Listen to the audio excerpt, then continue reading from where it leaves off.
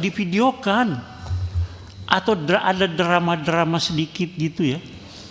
Ada drama-drama mau ditabrak mobil terus sudah naik. Pokoknya bisa diapakan lah. Yang pertama saya soroti masalah polisi penolong itu tadi. Saya kira ini suatu kreatif. Ini di Polda juga ada ya. Mudah-mudahan di Polda juga ada. Jangan di Mabes saja. Di Polda dibentuk betul-betul ini memberikan pertolongan yang siap, terutama langkah-langkah awal terhadap menolong pada tahap awal gitu ya. Kalau ada kecelakaan seperti pernapasan buatan gitu ya. Nah kalau anggota polisi nggak ngerti, dari Komisi 3 juga banyak yang pinter memberikan pernapasan buatan itu ya kepada korban, Pak. Itu yang saya tekankan, Pak. Anggaran ini siap ya, siap. Jangan sampai menolong orang terus nanti ujung-ujungnya jadi masalah. Terima bantuan dari masyarakat, jangan. Ini betul-betul penolong, jangan sampai anggarannya nggak siap, habis nolong minta bayaran dari masyarakat gitu loh ya. Ini jadi tidak. Yang kedua, saya minta Babin Kamtipmas patroli Turjawali ya, termasuk pengaturan lalu lintas itu, biar lalu lintasnya nggak ada, sabarannya bisa ada, hadir di situ ya, Turjawali. Nah, saya mengharapkan kegiatan ini dimasukkan di dalam media sosial. Ini merek-merek aja nggak ada nih. Jadi kegiatan ini kan luar biasa, preemptif dan preventif itu menolong orang. Dan tidak ada celah. Saya katakan bahwa yang paling banyak menyumbangkan citra Polri rusak itu adalah penegakan hukum. Nah ini preemptif, preventif. Kalau datang ke rumahnya anggota Komisi 3 gitu kan bisa juga. Siapa gitu yang divideokan. Atau ada drama-drama sedikit gitu ya. Ada drama-drama mau ditabrak mobil terus sudah naik. Pokoknya bisa diapakan lah supaya di media sosial itu muncul bahwa polisi patroli, penjagaan, pengaturan lalu lintas daripada diganti sama Pak Oga kan, di situ lebih bagus. Itu maksud saya dipublikasikan supaya masyarakat tahu. Sekarang ini kan luar biasa media sosial itu. Itu yang pertama. Yang kedua, kemudian saya minta untuk Idul Fitri ini kan banyak orang rekreasi di pantai, di Bali, di Surabaya itu Pantai Kenjeran, banyaklah tempat-tempat. Maksud saya Polair itu betul-betul diwaspadai, jangan lagi ada yang jadi korban. Mungkin bisa dikasih tali pembatas supaya tidak ada orang yang rekreasi itu berenang di pinggir laut, tok-toknya jadi korban. Ya, ada yang siap menolong. Kalau ada kapal-kapal speedboat Polair di situ, ini dimasukkan media sosial gitu loh. Ada yang orang yang mau tenggelam ditolong sama Polair gitu loh. Buat skenario sedikit.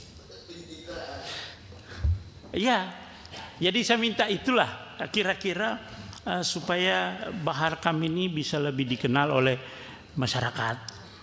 Kegiatan-kegiatan yang ada di lapangan. Saya kira itu Pak. Terima kasih. Assalamualaikum warahmatullahi wabarakatuh. Waalaikumsalam warahmatullahi wabarakatuh. Pak Rikwanto, silakan.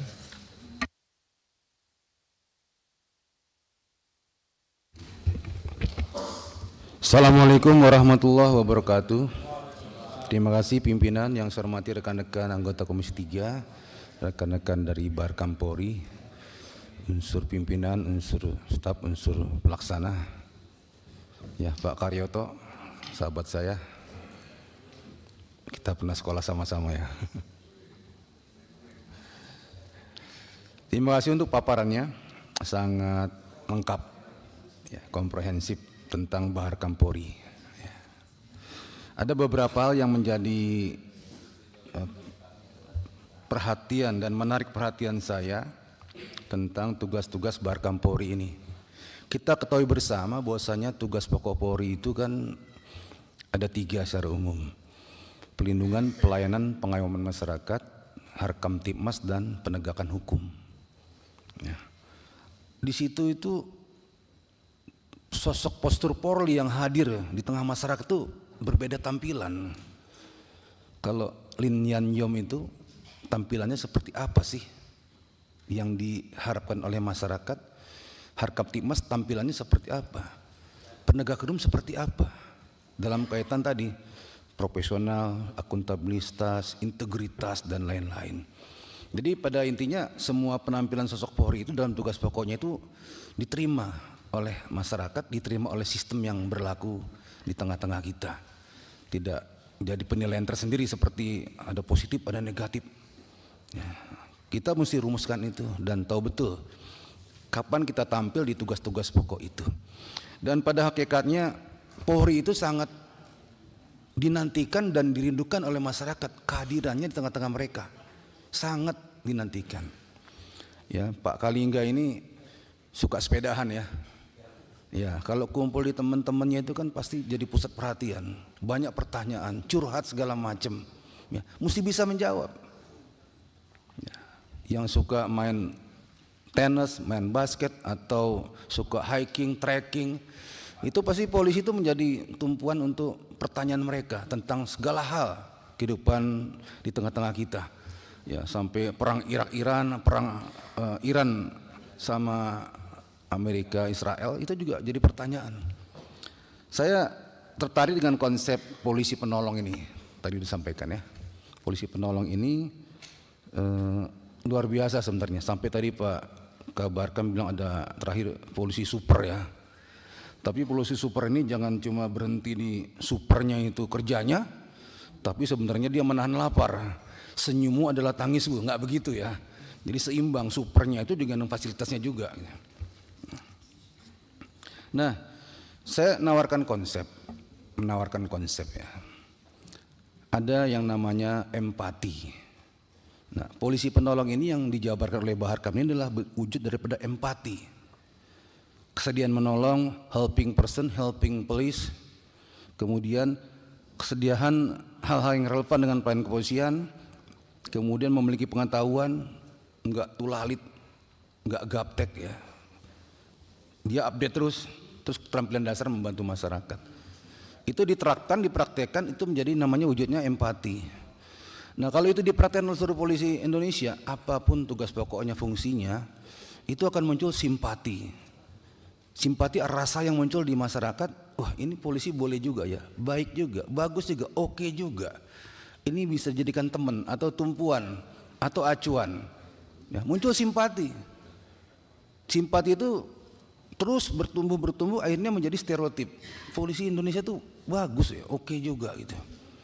Nah, dari simpati nanti muncul terakhir partisipasi. Partisipasi dari masyarakat. Itu enggak usah diminta, muncul sendiri. Bapak Babinkamtibmas kurang apa Pak di sini? Dalam rangka menjaga kita semua. Motor saya udah tua, rusak, jelek, butut, itu enggak diminta, muncul sendiri partisipasi itu. Tapi jangan berharap partisipasi muncul kalau tidak ada empati. Jangan berharap simpati muncul kalau tidak ada empati. Dasarnya empati.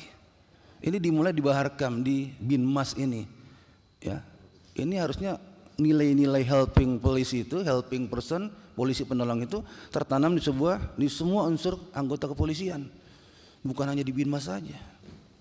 Dari situ baru muncul, dikembangkan, disudahkan tugas pokoknya. Maka tadi saya bilang di awal, postur Polri yang mana yang kita hadirkan di tengah masyarakat dalam kaitan perlindungan pelayanan pengyoman, kemudian dalam rangka Harkamtibnas, dalam rangka penegakan hukum, beda-beda.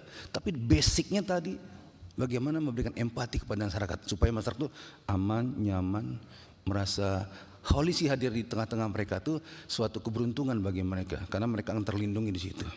Nah, saya taruhkan konsep ini mudah-mudahan bisa menjadikan pedoman anggota Polri yang tadi dimaksud dirindukan, dinantikan kehadiran di tengah masyarakat. Tentunya dia harus kuat secara pengetahuan, kuat secara tugas pokok polisian, kemampuan teknis, juga memiliki hati yang seluas samudra untuk menerima masalah-masalah dan masukan-masukan dari masyarakat.